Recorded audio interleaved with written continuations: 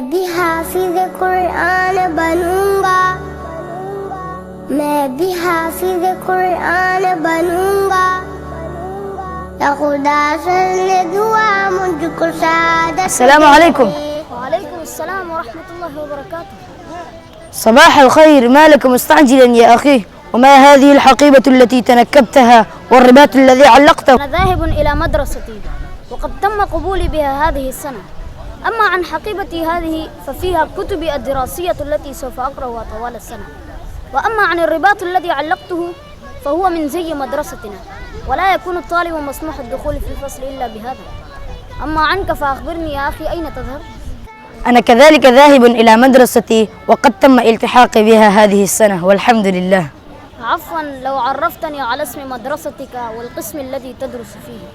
أنا أدرس في جامعة الرشيد كراتشي، وأنا طالب في السنة الأولى من قسم الحفاظ.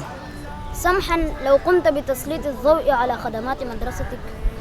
مدرستنا مؤسسة دينية وثقافية تهدف إلى تبليغ رسالة الإسلام عن طريق الدعوة والتعليم الجامعي باستخدام جميع الوسائل التقنية الحديثة.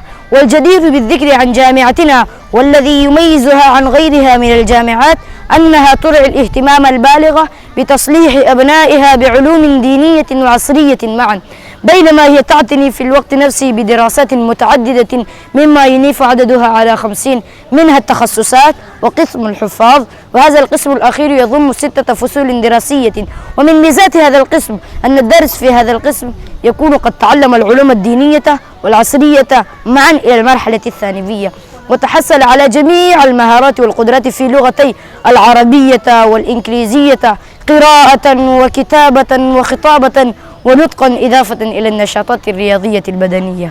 ما شاء الله، مقالك هذا هز كياني وحرك مشاعري.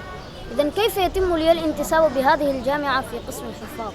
لا يتم القبول في هذا القسم إلا إذا كان المتقدم يستوفي جميع الشرائط التي يتم تحديدها من قبل الإدارة، وعلى رأسها أن يكون هو حافظ لكتاب الله كاملا، وألا يكون عمره قد تجاوز 13 سنة.